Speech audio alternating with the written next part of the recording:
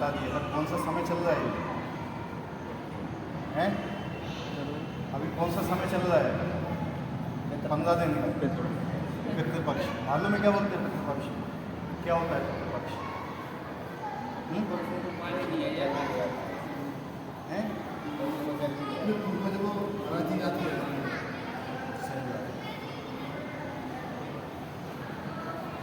इसके पीछे के रीजंस मालूम है? क्योंकि आजकल की जो पढ़ाई है, एजुकेशन है ना, उसमें सब चीज़ें नहीं बताई जाती, तो लेकिन ये चीज़ वास्तविक है। ये चीज़ क्या है? वास्तविकता है। और हम अगर इन चीज़ को त्याग देते हैं तो फिर हमें इसका भुगतना पड़ता है। भगवद गीता में आया हुआ है, प्रथम अध्याय का 41वां श्लोक निकालो।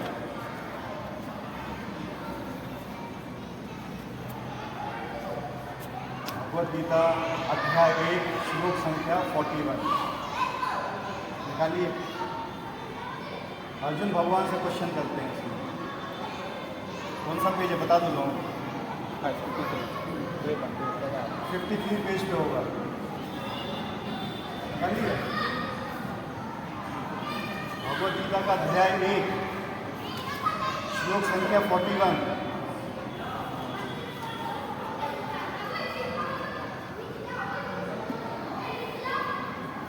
क्या है? संकरो नरकाय वे कुलाग्ना कुलस्य च पतंति पितृष्टा दुग्ध पिंडोदक क्रिया। क्या बताया इसमें? अवांछित संतानों की वृद्धि से निश्चय परिवार के लिए तथा पारिवारिक परंपरा के लिए भ्रष्ट करने वालों के नारकीय जीवन उत्पन्न होता है। ऐसे पतित कुलों के पुरखे यानी पिता लोग गिर जाते हैं, उन्हें जल तथा पिंडदान देने की क्रियाएं समाप्त हो जाती हैं। जो आजकल की जो पॉपुलेशन आ रही है ना, आगे आ जाइए आप लोग जरा, आगे आइए। जो आजकल की पॉपुलेशन है ये सब चीज़ को नहीं मानती। Yes no? क्यों नहीं मानती है? क्योंकि हम जानते हैं, हम मानते हैं कि हम बहुत एडवांस हैं। अपने माता पिता, अपने पुरखों से हम बहुत ज़्यादा एडवांस हो चुके हैं, ठीक है। और हम पढ़े हैं कॉन्वेंट में, राइट। और कॉन्वेंट में ये सब चीज़ों का तिरस्कार किया जाता है कि कोई भगवद गीता नहीं होती, कोई ये नहीं होती, कोई भागवत नहीं होती, ये सब चीज़ नहीं मानना चाहिए, अगला जन्म ही नहीं होता है। लेकिन जो हमारा सनातन धर्म है ये इन सब चीज़ों से श्रेष्ठ है। सनातन धर्म बताता है कि मृत्यु के बाद भी जीवन होता है। क्या होता है? मृत्यु के बाद भी जीवन होता है। और मैं इसकी पूरी आपको साइंटिफिक तरीके से बताऊंगा ये सब चीज़। पितृपक्ष, पितृपक्ष क्या होता है? ये भाद्र, जो भादौ जब समाप्त होता है अश्विन चालू होता है, यानी कुंवार का महीना। कुंवार के महीना के पहले 15 दिन, पूर्णिमा से लेके अमावस्या तक बेसिकली 16 दिन होते हैं, इनको पितृपक्ष बोला जाता है। इसमें क्या होते हैं? ये जो 15 दिन का समय होता है, ये क्यों चुना गया है? देखो, जब व्यक्ति कोई शरीर अपना छोड़ देता है, मतलब शरीर उसने त्याग कर दिया, कोई जैसे मर गया जिसको बोलते हैं, लेकिन हम लोग वैष्णव भाषा में क्या बोलते हैं? उसने शरीर का त्याग कर दिया, क्योंकि हम एक सोल हैं, हम शरीर नहीं है, तो हमने शरीर को छोड़ दिया। शरीर को छोड़ने के बाद आत्मा उस जगह पे 12 दिन तक रहती है। कितने दिन तक? 12 दिन तक। वहाँ से जाती नहीं है वो देखती है कि मेरे परिवार वाले क्या क्या कर रहे हैं। 12 दिन तक रहती है, गरुड़ पुराण में बताया गया, ठीक है। गरुड़ पुराण का प्रेतखंड है, ठीक है, उसमें बताया 12 दिन तक वहाँ रहती है। 12 दिन के बाद फिर उसको वहाँ से मूव किया जाता है। उसको लगते हैं पितर, एक पितर लोक होता है। क्या होता है? लोक। एक हिसाब से आप क्या कहते हैं, जैसे आपकी ट्रेन है, ट्रेन आने वाली होती है तो स्टेशन पे वहाँ पे वेटिंग रूम होता है कि नहीं? वेटिंग रूम किस लिए होता है? रुकने के लिए, जब तक आपकी ट्रेन आ नहीं जाती। तो जितने भी लोग ने अपना शरीर छोड़ा उनको यमदूत लेके जाते हैं, लेकिन इतनी भीड़ रहती है, इतनी वहाँ पे वो रहता है कि उनको रुकने के लिए बोला जाता है। सीधा यमराज के पास वो नहीं जाते, सीधा कहाँ नहीं जाते हैं? यमराज के पास नहीं जाते हैं। इसलिए उनका एक वेटिंग पीरियड होता है। वेटिंग हॉल में जब आप रुकते हो कहीं पर भी, या तो बस के या रेलवे के या एरोप्लेन के, तो क्या वहाँ वो आपको खाना देते हैं? नहीं देते। बताइए, वेटिंग रूम में कहीं आपको खाना मिलता है, कोई फैसिलिटी मिलती है, कुछ मिलता है? नहीं मिलता है। देने की व्यवस्था रहती है, बस बैठने की, क्योंकि आपके पास टिकट है। उसी प्रकार से एक लोक बना हुआ है जिसको पितर लोक बोलते हैं। वहाँ पे जब तक आपका जजमेंट डे जब तक आपको यमराज के पास नहीं ले जाया जाए, तब तक आप कहाँ रहोगे? शरीर तो आपने छोड़ दिया, आप रह नहीं सकते हो कहीं पे, आपको प्रेत शरीर मिला हुआ है। प्रेत हर व्यक्ति बनता है। जो प्रेत होता है ना, ये एक योनि होती है। क्या होता है, लोग ये सोचते हैं कि हम प्रेत नहीं बनेंगे, ऐसा नहीं है। प्रेत हर व्यक्ति को बनना पड़ता है। जब हम ये शरीर छोड़ते हैं तो शरीर के साथ हम 5 चीज़ें छोड़ देते हैं: पृथ्वी, अग्नि, जल, वायु, आकाश। क्या? पृथ्वी, अग्नि, जल, वायु, आकाश। इन 5 चीज़ों से हमारा ये शरीर बना रहता है। इसके अलावा 3 चीज़ें और होती हैं। क्या बताया हमने? हमारा शरीर कितनी 8 चीज़ों से मिलकर बनता है: मन, बुद्धि और अहंकार। ये नाश नहीं होता है। ये क्या है? नष्ट नहीं होता है। तो ये तुम्हारी आत्मा के ऊपर एक कवरिंग की तरह रहता है। कवरिंग मतलब क्या? सराउंडिंग की तरह। आत्मा बीच में होती है, उसके ऊपर मन होता है, उसके ऊपर बुद्धि होती है, अहंकार। इसको बोलते हैं प्रेत योनि। क्या बोलते हैं? प्रेत योनि। इसमें आपकी इच्छाएं भी रहेंगी।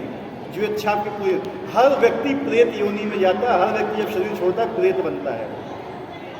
ठीक है? तो इन लोग के लिए भी नियम लागू होते हैं, प्रेतों के लिए। तो ये लोग क्या करते हैं, इनके पास सब कुछ होता है। अब एक चीज़ बताओ, आपका मुंह बांध दिया जाए, तो आपके सामने पकवान रख दिए जाएं, क्या आप खा पाओगे उनको? हाथ बांध दिए गए, मुंह बांध दिए गए, पैर बांध दिए गए, नहीं खा पाओगे। आपको भूख लगेगी। क्या होगी? भूख लगेगी, लेकिन आप खा नहीं पाओगे। जब खा नहीं पाओगे तो गुस्सा आएगी आपको, 100% है। ऐसे प्रेत योनि जो होती है, प्रेत योनि में आपकी खाने की इच्छा होती है, पीने की इच्छा होती है, घूमने की सब इच्छाएं होती हैं, लेकिन आपको भोगने के लिए इंद्रियां नहीं होती। मुंह नहीं होता है, कान नहीं होता है, ये सब चीज़ नहीं होती हैं आपके पास। ठीक है? तो उनको भूख लगती है। जब वहाँ पे होते हैं उनको भूख लगती है, उनको खाने की इच्छा होती है, लेकिन देगा उनको कौन अब खाने के लिए? तो दूसरा व्यक्ति तो आके देता नहीं है। उनको जो वहाँ का नियम है, उनको अपने जो परिवार के जन हैं उन पर निर्भर रहना पड़ता है। निर्भर। और 15 दिन का समय ही क्यों चुना जाता है? हमारा जो पितर लोक है, ये स्वर्ग लोक के पास में होता है। कहाँ पे होता है? स्वर्ग लोक के पास में होता है। भू, भुवर और स्वर्ग। जो भुवर लोक होता है, ये स्वर्ग के पास में होता है। यहाँ पे 6 महीने का दिन होता है और 6 महीने की रात्रि होती है। यानी हमारा 6 महीना मतलब उनका दिन होता है और हमारा 6 महीनों की रात, यानी 1 साल हमारा उनके कितने दिन के बराबर होता है? 1 दिन के बराबर। उनका 1 दिन, ये टाइम वेरिएशन बताए, जो ब्रह्मांड में जो टाइम का गति होती है ना, कैसी होती है? ये ऊपर के लोक है। ऊपर के लोकों में स्वर्ग लोक हो गया, पितर लोक हो गया, उनका 1 दिन इज इक्वल टू हमारा 1 साल। 365 दिन नहीं बोल रहा मैं, 1 साल। 1 साल किसके? जो हिंदी के अपने वो होते हैं महीने, उनके अनुसार 28 दिन का होता है महीना है। 28 × 12 करो कितना होता है, पता चल जाएगा। 1-2 दिन एक्स्ट्रा अप डाउन होते रहते हैं, तो शायद 348 दिन होते हैं, समथिंग ऐसे ही रहता है। ठीक है? तो वही है, 348 दिन आत्मा को पहुंचने में लगते हैं पितर लोग। 348 दिन जब से वो शरीर छोड़ा है। बहुत दूर है, पास नहीं है, बहुत दूर है। किसी यान के द्वारा भी नहीं आया जा सकता है वहाँ पे। और जो जितने गलत काम किए होते हैं उनको तो कोड़े मार के ले जाया जाता है।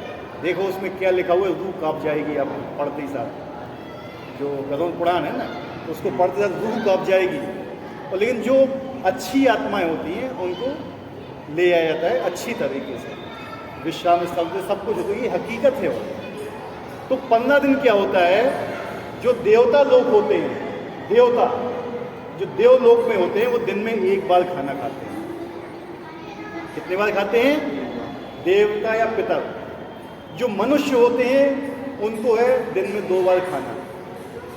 जो नियम बताए। और जो जानवर होते हैं, पशु होते हैं, वो 3 या 3 से ज़्यादा बार दिन में भोजन करते हैं। तो जो इनका टाइमिंग होता है पितर लोगों का, पितर का टाइमिंग होता है 15 मिनट इनको समय दिया जाता है। इंटरवल जो होता है वेटिंग रूम में 15 मिनट समय होता है कि 15 मिनट आप खाना खा सकते हैं एक दिन में। तो उनका एक दिन, हमारा कितना, 1 साल। अब जब आप कैलकुलेशन करोगे 15 दिन उनके 15 मिनट के बराबर होते हैं। कैलकुलेशन कर लेना, अगर मैं कैलकुलेशन करूँगा तो समय वेस्ट चला जाएगा। तो ये 15 दिन होते हैं उनके 15 मिनट के बराबर होते हैं। और 15 मिनट में वो यहाँ पे खाना खाने आते हैं, ठीक है। और 15 मिनट उनको एक दिन में खाना खाने को मिला, वो आपने उनको खाना नहीं दिया तब, और पानी नहीं दिया तब। अगर आप दिन भर के भूखे हो, आपको पता है कि मुझे 15 मिनट में खाना मिलना है केवल, इसके अलावा मेरे पास समय नहीं। 15 मिनट की उनको छुट्टी दी जाती है कि अर्यमा जो वहाँ के राजा हैं, मतलब यमलोक के, वो उनको छुट्टी देते हैं। 15 मिनट तुम्हें समय दिया, अपने बच्चों के पास जाओ, खाना पीना खा के आओ, ठीक है। ये हमारे शास्त्र बताते हैं, भगवत गीता भी यही बताती है। और हम उनको खाना नहीं देते हैं तो क्या होगा, गुस्सा होगा। इसलिए हमारे परिवार में परेशानियाँ आती हैं, पितृ दोष लगता है इसी कारण से, क्योंकि वो हमें कोसते हैं कि जिनको मैंने ज़िंदगी भर पालन किया, जिनको पढ़ाया लिखाया, वो मुझे खाना भी नहीं दे रहे, मेरा तर्पण भी नहीं कर रहे, मुझे पिंडदान भी नहीं कर रहे, मुझे जलदान भी नहीं कर रहे। उस कारण से परेशानी। इसलिए क्या बोल रहे हैं यहाँ पे भगवान, अर्जुन क्या पूछा है, उन्हें जल और पिंडदान की क्रियाएं समाप्त हो जाती। क्यों? क्योंकि लोगों को शिक्षा नहीं दी जाती है। ऐसी संतान उत्पन्न हुई है जिन पर विश्वास ही नहीं करती हैं। इन चीज़ों पे विश्वास क्या होता है, किसने देखा पुरखों, किसने देखा। लेकिन जब कष्ट आते हैं उनके जीवन में, उनके घर में ऐसी बीमारियां होती हैं असाध्य, जिनका कभी सॉल्यूशन नहीं होता है, एक ही है मृत्यु, और कष्ट ही कष्ट, उसके अलावा कुछ नहीं, फिर भी नहीं मानते। तो इन सब चीज़ों के लिए पितृपक्ष बनाए गए 15 दिन का समय। इन 15 दिनों के समय में हमें कोई भी कार्य ऐसा नहीं करना चाहिए जो पितरों के अगेंस्ट हो। यहाँ तक कि देवताओं की पूजा भी नहीं करना चाहिए इन दिनों में, 15 दिनों में। देवताओं की बात कर रहा हूँ, भगवान की बात नहीं कर रहा हूँ, ठीक है। देवताओं की पूजा तक को भी वर्जित किया गया कि अपने पितरों को संतुष्ट करो, जिनके द्वारा आप इस यहाँ पर आपको ये शरीर मिला हुआ है। 15 दिन केवल, और 15 दिन के 15 मिनट के बराबर होते हैं, ठीक है। तो इसमें हमें ये विशेष ध्यान रखना चाहिए कि उनके लिए जो श्राद्ध चलता है या कुछ भी है, तो वो हमें करना चाहिए। जैसे गया जी छोड़े आते हैं, फिर भी देना चाहिए पानी? उसके बाद भी देना चाहिए। क्या होता है, वहाँ पे 3 सीट होती हैं पितर लोक में, जैसा गरुड़ पुराण में बताया गया है। उसमें हमारे पिता, हमारे दादा और हमारे परदादा, 3 लोग होते हैं। 3 लोग वहाँ पे, उन 3 लोगों को हमें पानी और जल देना चाहिए। उसके आगे को हम, मतलब हमारे लिए कंपलसरी नहीं है। 3 लोगों के लिए हम, जैसे मैं दे रहा हूँ, मैं अपने पिताजी को दूंगा, उनके पिताजी को और उनके पिताजी को, 3 लोग वहाँ पर हैं, ठीक है। मतलब एक दिन उनका कितना है, हमारा 1 साल, यानी 90 साल की एज हमारी, मान के चलो। समझ गए? अब तो आप एक कैलकुलेशन समझ गए होंगे, उससे या तो हम भी वहीं पहुंच जाएंगे, ठीक है। लेकिन हमारा प्रयास हो जाए कि हम वहाँ ना पहुँचे पितर लोक में, क्योंकि जो भगवान का निरंतर नाम जाप करते हैं, नियम पालन करते हैं, चारों नियम का पालन करते हैं, वो कभी पितर लोक नहीं जाते हैं, वो सीधा स्वर्ग लोग जाते हैं, ठीक है। ये भी चीज़ें हैं। और इसमें बहुत से क्वेश्चन होंगे, तुम लोग पूछ भी सकते हो, क्योंकि आज हम ज़्यादा समय नहीं लेंगे, हम 11 बजे तक ही ये समाप्त कर देंगे। तो पिता क्या होते हैं हमने आपको बता दिया, और कुछ आपकी जिज्ञासाएं ये भी आप पूछ सकते हो, क्योंकि आप पितरों को संतुष्ट नहीं किया है तो बहुत खतरनाक परिवार के ऊपर असर पड़ता है उसका।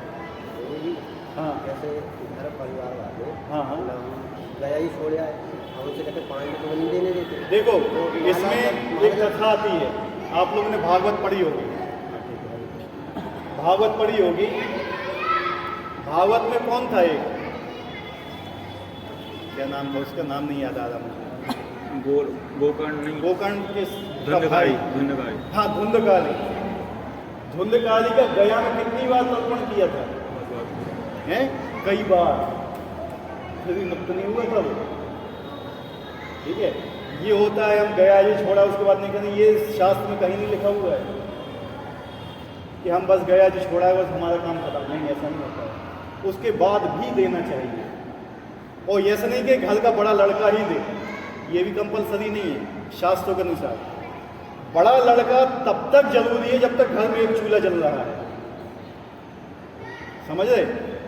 बड़े लड़के की जिम्मेवारी छोटे भाइयों को पालना तब तक होता है जब तक उसके ऊपर निर्भर होते घर में एक चूल्हा जलता है। लोग कहते नहीं हमारा बड़ा भाई कर रहा है, हमें करने की जरूरत नहीं है। क्या तुम्हें पापा ने पैदा नहीं किया, तुमने उनकी संपत्ति नहीं ली है? अगर घर में सबका अलग अलग चूल्हा जलता है तो सबको अलग अलग पिंडदान देने की जरूरत पड़ती है। गरुड़ पुराण उठा के पढ़ लेना ही, ठीक है। पिछले क्या था, पहले के जमाने में जो पिता की संपत्ति थी उसके ऊपर किसका अधिकार हुआ करता था? केवल बड़े भाई का। क्यों हुआ करता था? तो एक साथ रहते। क्यों बड़े भाई का अधिकार हुआ करता था बताइए आपको? ये तो अंग्रेजों ने नाश किया है ना यहाँ के हमारी संस्कृति का।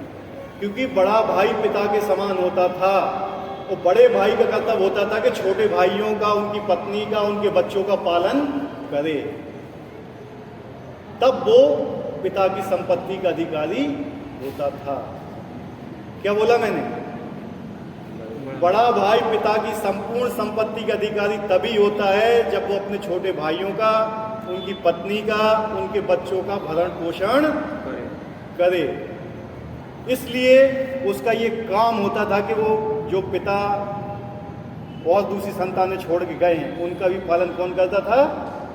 बड़ा भाई करता था। इसलिए बड़े भाई को क्या बोलते हैं? पिता समान बोला जाता था और भाभी को माता के समान बोला जाता था। और उनकी आज्ञा पिता की आज्ञा और माता की आज्ञा के समान होती थी।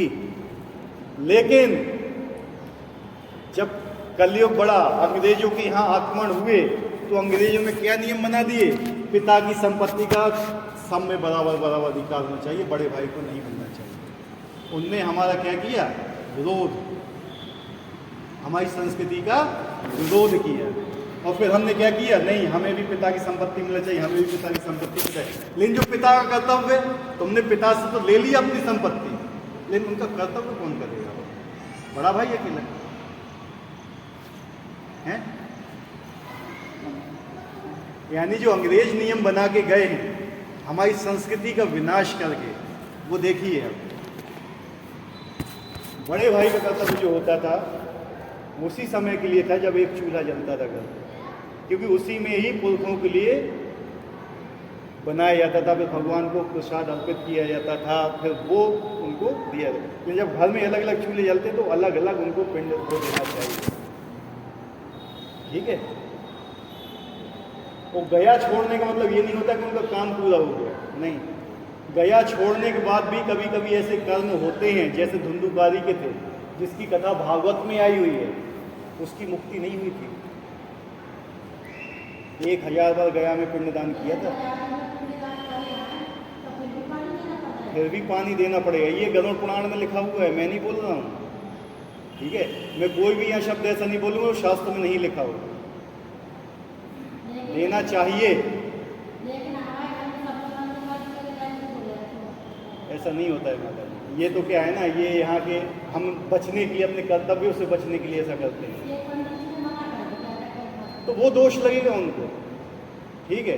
अगर कोई आपको गलत शिक्षा देता है ना, मैं भी गलत शिक्षा दूंगा ना, तो आपको दोष नहीं लगेगा, दोष मुझे लगेगा, लेकिन भागीदारी आप भी होगी, ठीक है। क्योंकि आप एक गलत व्यक्ति को फॉलो कर रहे हैं। एक अंधा व्यक्ति एक अंधे को हाथ पकड़ाता है, वो रास्ते पे चलते हैं तो क्या होता है? दोनों गड्ढे में गिरेंगे, ठीक है। कोई भी व्यक्ति गरुड़ पुराण उठा के पढ़ लेगा, मेरा ये शब्द गलत निकल जाएगा, ठीक है। और भी चीज़ें अभी बताएंगे जो पुरखों के लिए होती हैं। इसलिए क्या है, परिवार में परेशानियां आती हैं, इसीलिए क्योंकि पुरखे हमारे तृप्त नहीं होते हैं। हमारे पिताजी, हमारे दादा, हमारे परदादा, आपने परदादा को देखा भी नहीं होगा, वो भी अभी आपका इंतजार कर रहे हैं वहाँ पे आपके पानी का, जल का, ठीक है। इसलिए क्या होता है, घर में बीमारियाँ होती हैं, अन्य शरीर की परेशानियाँ आती हैं, कुंडली में पित्त दोष लगता है, बच्चों की शादियां नहीं होती, बच्चों की पढ़ाइयाँ सही से नहीं होती हैं, बच्चों में कोई ना कोई विकार आ जाता है। क्यों आता है ये सब? केवल इसी कारण से आता है। आप लोग पानी दीजिए, उसमें कोई हर साल देना चाहिए, शास्त्र में लिखा है हर साल देना चाहिए। तिथि ज्ञात न हो, है तिथि ज्ञात न हो। 15 दिन का समय है, 15 दिन आप पानी दीजिए, तिथि नहीं हो तो अमावस्या को दीजिए। वैसे ही 15 दिन लेने में क्या, जो आदमी आपको जिसने जिंदगी भर कमा के खिलाया, क्या उसके लिए 15 दिन नहीं दे सकते हो यार? और उसके लिए हम तिथि खोजते हैं कि एक तिथि हमें बस बता दो, हम बस निपट जाएंगे। क्यों? हमारा प्रेम नहीं उनके प्रति। श्रद्धा से श्राद्ध शब्द बना है। क्या बना है? श्राद्ध। किससे बना है? हमें अपने पुरखों के प्रति श्रद्धा नहीं है। मुसलमानों का शासन आया, अंग्रेजों का शासन, जो सब चीज को पालन नहीं करते, तो उनको हम फॉलो कर रहे हैं।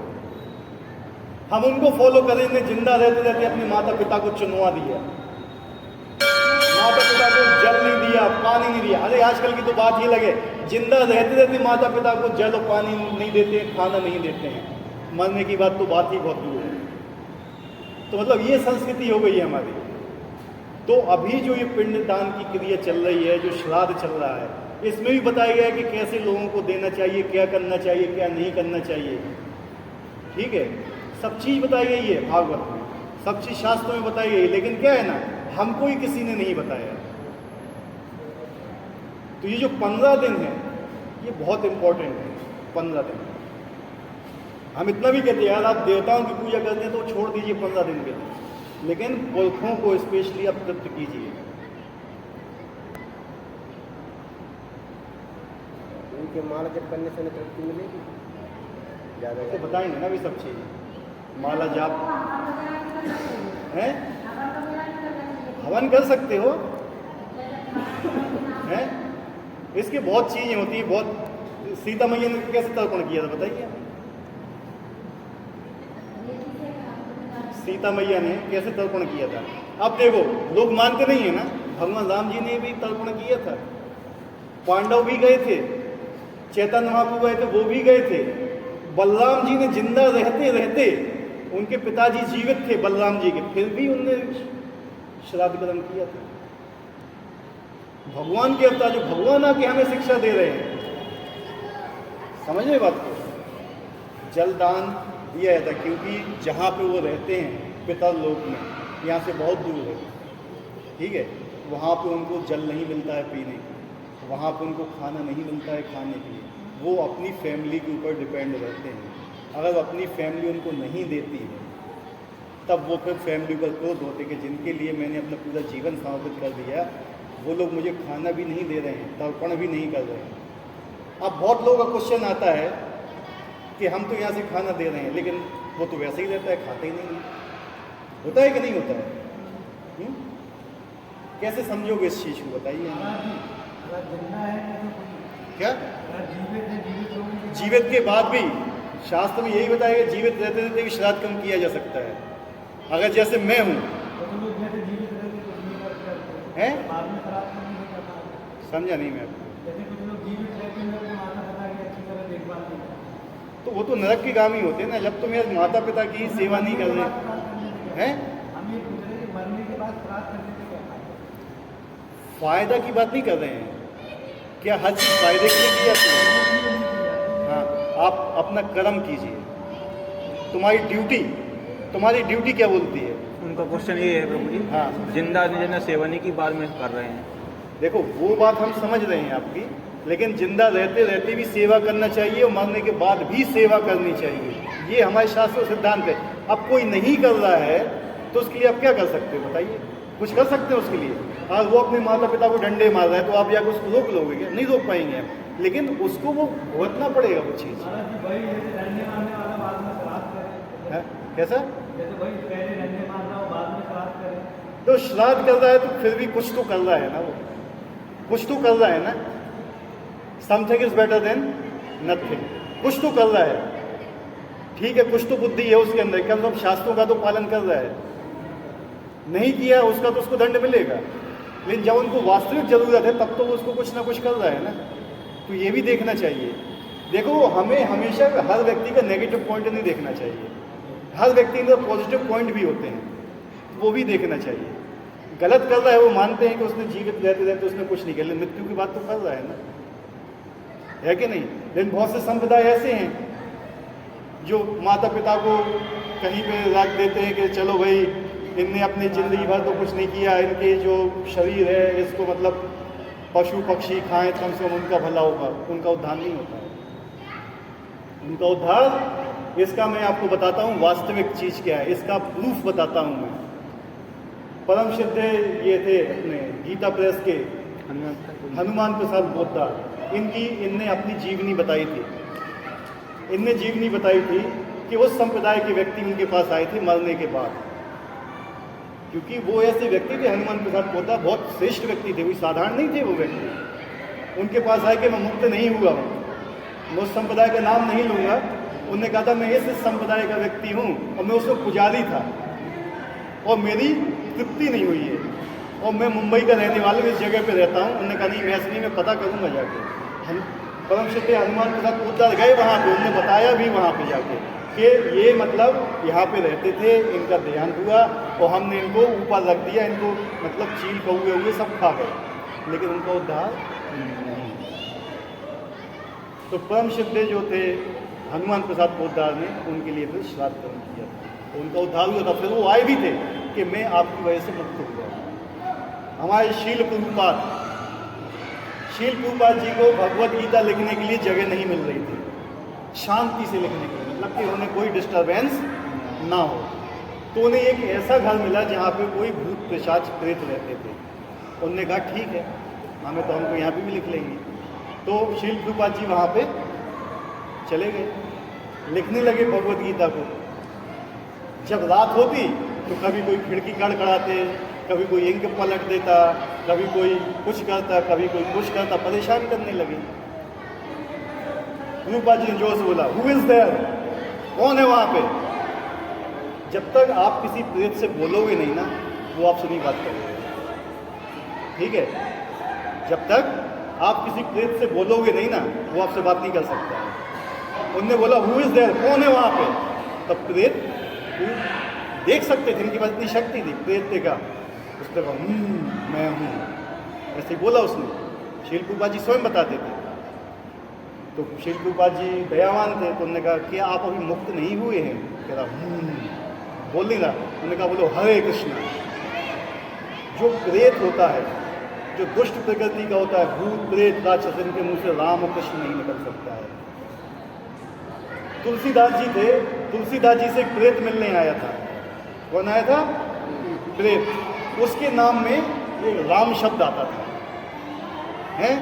तो पूरा नाम बोल रहा था लेकिन राम शब्द नहीं बोल पा रहा था, क्योंकि राम शब्द उसने बोल दिया तो मुक्त हो जाएगा। प्रेत योनि में व्यक्ति राम कृष्ण भगवान का नाम नहीं ले सकता है। ये भी तुलसीदास जी ने बोला हुआ है। शील प्रभुपाद ने, परम सिद्ध हनुमान प्रसाद पोद्दार ने, जो उनने बड़ी से बड़ी प्रेस क्यों चलाई थी उनने, हनुमान प्रसाद पोद्दार ने, क्योंकि ये चीज़ें लोगों के पास जाए, वो भगवान का नाम लेना चालू करें, मुक्त हों।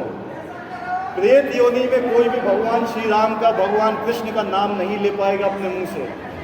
जब प्रभुपाद जी ने बोला कि तुम हरे कृष्ण बोलो, तो उसके मुंह से हरे कृष्ण नहीं निकला, हरे राम शब्द नहीं निकला। तो अभी भी समझ लो आपके, अगर किसी के मुंह से हरे कृष्ण हरे राम शब्द नहीं निकलता है तो कौन सी योनि में जाने वाले। समझे बात को? तो शील प्रभुपाद ने फिर उनसे बोला कि अब चिंता मत करो, आप यहाँ बैठो। और शील प्रभुपाद जी ने उनके लिए एक माला जाप किया। बताते हैं कोई संत पुरुष कभी झूठ नहीं बोलता है। माला जाप करते क्योंकि वो शुद्ध नाम जाप करते थे। मुक्त हो गया उससे, और उसने अपना शरीर बदला। शरीर बदल के राजसी वेश में आया। किसमें? राजा के वेश में। कह रहा था कि मुगल काल का राजा था मैं। किस काल का? ये मेरी जगह थी और मैं यहाँ से मुक्त नहीं हुआ। और मैं आपका बहुत धन्यवाद देता हूँ कि आपने मुझे मुक्त किया है। बहुत सी ऐसी घटनाएं, एक घटना नहीं है, बहुत है। तो भगवान के नाम में तो सबसे ज़्यादा पावर होती है, लेकिन लोग लेते नहीं। इसलिए हम कहते हैं जो अभी ये समय चल रहा है, इसमें भी आप अगर अपने पूर्वजों के लिए हरि नाम लेते हो, भगवत गीता का पाठ करते हो, भागवतम का पाठ करते हो, कुछ नहीं करना है आपको, तो इतना भी आप करते हो तो भी उनको तर्पण हो जाएगा। धुंधुकारी का तर्पण कैसे हुआ था? जब वो 1000 बार गया चला गया उसका भाई गोकर्ण, तब भी उसका उद्धार नहीं हुआ था। कैसा उद्धार हुआ उसका मालूम है किसी को? है भागवत का पाठ किया था। किसका? भागवत का, भगवत गीता का नहीं, भागवत का पाठ किया था। भागवत का पाठ करने के बाद कोई भी ऐसा प्रेत नहीं बचता है जो मुक्त ना हो। भागवत में वो शक्ति होती है। भागवत के जो 12 स्कंद होते हैं ना, उनको एक जगह बैठ के पढ़ा जाए, एक जगह बैठ कर पढ़ा जाए, भागवत का पाठ करें। ऐसा नहीं कि 7 दिन की भागवत करा दी, काम खत्म। एक दिन राम, एक दिन कृष्ण जी का जन्म हो गया, एक दिन भूतनावध हो गया, एक दिन फलानवे ढिकानवे, काम खत्म। ऐसा नहीं होता। शुरू पहले स्कंद से लेके 12वें स्कंद तक एक श्रृंखला में होती है, वो होती है भागवत। ठीक है। अच्छा, अब एक चीज़ बताइए हमें, अगर हमने यहाँ से भोजन अर्पित किया तो उनके पास तक कैसे पहुँचेगा? ये लोगों का क्वेश्चन होता है। हमने यहाँ तो बढ़िया है, भगवान का भोग लगा दिया और दे दिया, तो वहाँ कैसे पहुँचेगा? जबकि यहाँ से करोड़ों किलोमीटर दूर है। किसी भी जीवात्मा उसको खा लेती तो आपको लगता है कि पितृवत होगा है? कोई भी जीवात्मा उसको ग्रहण करता है तो लगता है कि शायद पितृवत खा लिया। शायद शब्द नहीं आना चाहिए, मतलब ठीक है, शायद नहीं आना चाहिए। अगर आप यहाँ से चाइना कुछ पैसा ट्रांसफ़र करते हैं तो कैसे पहुँचता है? हैं? अगर आपने यहाँ से रुपये डाला, वहाँ कौन सी करेंसी में पहुँचेगा? जो वहाँ की करेंसी है। और यूएसए भेजा तो वहाँ की करेंसी में मिलेगा। अगर जापान भेजा तो वहाँ की करेंसी में पैसा मिलेगा। Right wrong? कोई से इसके विरोध में हो कोई तो बताइए मुझे। अगर यहाँ से आपने भेजा, जो मंत्रों की शक्ति होती है, आप बोलते हो कि ये मैं अपने पितरों के लिए भेज रहा हूँ, तो भगवान उसकी व्यवस्था करते हैं। और जिस भी योनि में मैं है वो, और वो देवता की योनि में तो उसको अमृत के तौर पर मिलेगा। अब पितरों की योनि में है तो पितर के तुल मिलेगा। और मनुष्य की योनि में उन्होंने जन्म ले लिया तो कोई गिफ्ट किसी के रूप में मिल जाएगा, लेकिन वो चीज़ मिलती है। वैसे ही है, नेफ्ट RTGS करते हो, IMPS करते हो, आपको ये सब चीज़ वैसे ही है। लेकिन क्या है ना, आधुनिकता के चक्कर में हम इसके ऊपर से विश्वास हट गया हमारा। हमें मंत्रों की शक्ति मालूम नहीं है। मंत्रों की बहुत शक्तियाँ होती हैं। तो हम इतने पतित हो चुके हैं कि हम मंत्र भी नहीं बोलना चाहते हैं, मंत्र भी नहीं करते हैं। ठीक है। तो जिस भी योनि में वो होंगे, अगर आप यहाँ से तर्पण करोगे उनके पास वो पहुँचेगा। और ये जरूरी नहीं है, जैसे हमने बता दिया कि केवल बड़े लड़के को ही करने का अधिकार है। आप लोग के मन में और भी प्रश्न होंगे तो पूछ सकते हो। ये बताइए कि हमारे ऊपर पितरों की कृपा है या नहीं है, ये कैसे पता चलेगा? देखो, अगर आपके जीवन में परेशानियाँ आ रही हैं, सबसे पहले तो कुंडली से पता चलता है। जो कुंडली होती है ना, उसमें पितृ दोष दिखता है। अगर उसमें नहीं है, बाद में भी आ सकता है। आपके बने काम रुकने लगेंगे, बने बनाए काम रुकने लगते हैं। कोई असाध्य बीमारियां होती हैं आपके परिवार में लगी रहेंगी, मतलब पीढ़ी दर पीढ़ी। जैसे नहीं कि एक को है तो दूसरे को नहीं हो, नहीं, पीढ़ी दर पीढ़ी। शादियों में, जैसे लड़कियों की शादी होती है, उनमें व्यवधान उत्पन्न होंगे, लेट होंगी शादी, ये सब चीज़ें होती हैं। इन सब चीज़ों से आपके काम बने रुकने लगेंगे। ये सब चीज़ें अब आपको लगने लगे आपके परिवार में हो रहे हैं। कोई ऐसी घटना, कोई पागल हो रहा है, कोई अनकॉन्शियस हो रहा है, किसी को कुछ हो रहा है, किसी को कुछ हो रहा है, ये सब पितर दोष के कारण है।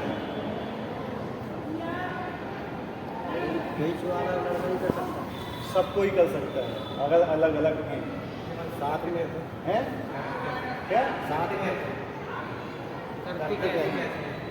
श्राद्ध है, ये तर्पण है। देखो, वो आपको अपनी क्षमता के अनुसार करना चाहिए। क्षमता क्या है आपकी? ऐसा नहीं कहते कि कोई ब्राह्मण बोला है। ब्राह्मण का मतलब क्या होता है? ऐसा नहीं कि जो ब्राह्मण कुल में जन्म लिया, हम उसकी बात नहीं कर रहे हैं। ब्राह्मण का मतलब होता है जो ब्राह्मण के नियम पालन करता है। ब्राह्मण के क्या नियम होते हैं? यज्ञ, तपस्या, ये सब चीज़, यजन, याजन, ये सब चीज़ करता है। ऐसा नहीं कि मुंह में गुटखा दबाए हुए मंत्र भी सही से नहीं बोल पाते, ऐसे हम ब्राह्मण की बात नहीं करते हैं। प्रभु जी, फिर ऐसे में मतलब जैसे अपन देखते हैं आजकल अधिकतर लोग ऐसे ही, अधिकतर लोग ऐसे हैं तो, लेकिन उसमें कुछ ऐसे भी मिलेंगे आपको। आप भी ब्राह्मण हो, आप भी तो ये कुछ नहीं करते हो, आप भी 4 नियम पालन करते हो, तो क्या आप भी उनमें हो गए? नहीं हो ना। देखो, ब्राह्मण कुल में उत्पन्न होना बहुत अच्छी बात होती है, ठीक है। अब ब्राह्मण कुल में व्यक्ति उत्पन्न है, बहुत अच्छी बात है, लेकिन उसके साथ अगर नियम का पालन करें तो और भी श्रेष्ठ है। नहीं तो उसको ब्रह्म बंधु बोला जाता है शास्त्रों में। क्या बोला जाता है? ब्रह्म बंधु। ब्राह्मण नहीं है, ब्राह्मण का बंधु, रिश्तेदार है। क्षत्रिय, क्षत्रिय बंधु ऐसे बोला जाता है। मतलब क्षत्रिय है, क्षत्रिय का लड़का है, लेकिन लड़ने की ताकत नहीं है उसके अंदर। लेकिन ब्राह्मण कुल में जन्म लिया, लेकिन ब्राह्मण के गुण नहीं है उसके अंदर। लेकिन अगर ब्राह्मण के घर में जन्म लिया है और ब्राह्मण के गुण भी अंदर है तो बहुत श्रेष्ठ है। तो हमें उसका सम्मान करना चाहिए, ऐसे व्यक्ति को हमें आमंत्रित करना चाहिए, ठीक है। ऐसे व्यक्ति को बुलाइए, उनको भोजन खिलाइए, ठीक है, कि हम अपने पितरों के लिए, क्योंकि भगवान क्या बोलते हैं कि मैं ब्राह्मणों वैष्णवों के मुख से ग्रहण करता हूँ। ये भगवान ने भगवद गीता में बताया। अग्नि और ब्राह्मण का मुख, ये 2 ही जगह ऐसी है जहाँ से भगवान कोई चीज़ ग्रहण करते हैं। इसलिए हवन कहाँ होता है? अग्नि में। और जो पहुँचाया जाता है भगवान तक ब्राह्मण के मुख से पहुँचता है। और ब्राह्मण की क्वालिटी हमने बता दी आपको। ब्राह्मण कभी नौकरी नहीं करता है, एक चीज़ याद रखना। ब्राह्मण कभी नौकरी, ब्राह्मण का कर्म होता है भिक्षा मांगकर अपना जीवन निर्वाह करना, ठीक है। नौकरी नहीं करता है, MBA फलाना ठिकाना नहीं करके नौकरी कर, नहीं। ब्राह्मण का कर्म होता है भिक्षा मांगना, क्योंकि ब्राह्मण किसी के ऊपर निर्भर नहीं रहता है, केवल भगवान के ऊपर निर्भर रहता है वो। यानी नौकरी करने लगा तो नौकरी पर निर्भर हो जाएगा, भगवान के ऊपर निर्भर नहीं रहता है। तो इसलिए उसको नौकरी नहीं करनी, केवल भिक्षा पे ही जीवन जीना चाहिए, वो ब्राह्मण होता है।